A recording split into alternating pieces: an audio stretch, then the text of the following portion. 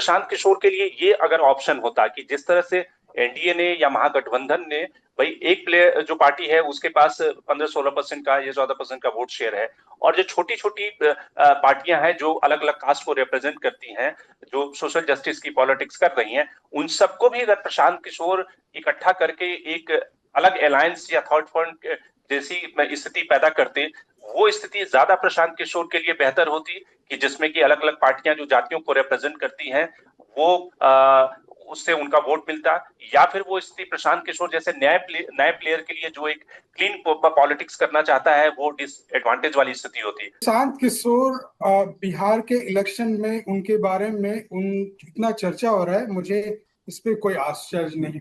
I have been following him from the time he came to Bihar, and whatever I am going to say I won't say on the basis of what I think but what I no.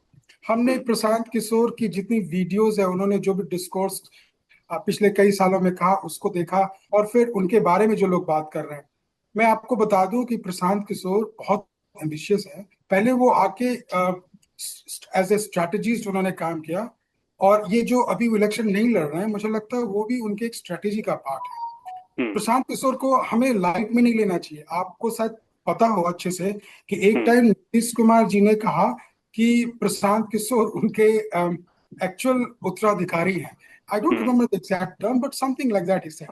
प्रशांत किशोर वो हैं जो one अन्ना, वो जो chief minister का निवास है, वहां पे वो 1.5 साल तक रहे। So he is good, he part of the team that he had then, like Pawan Varma, वो उनके साथ ही है।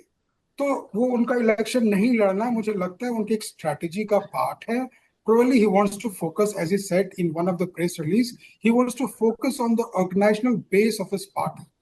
तो मुझे कोई आश्चर्य नहीं हो रहा है, वो स्ट्रैटेजी के हिसाब से कर रहे हैं। शायद उनको अपने बेस को बढ़ाने की, जैसा आपने कहा कि डिफरेंट कास्ट, डिफरेंट कम्युनिटीज को रीच आउट करना चाहिए, ये तो वही कर रहे हैं, पिछले 3 सालों से वही कर रहे हैं। इनफैक्ट समटाइम्स पीपल से कि वो बी टीम है, इसका बी टीम है, उसका बी टीम है।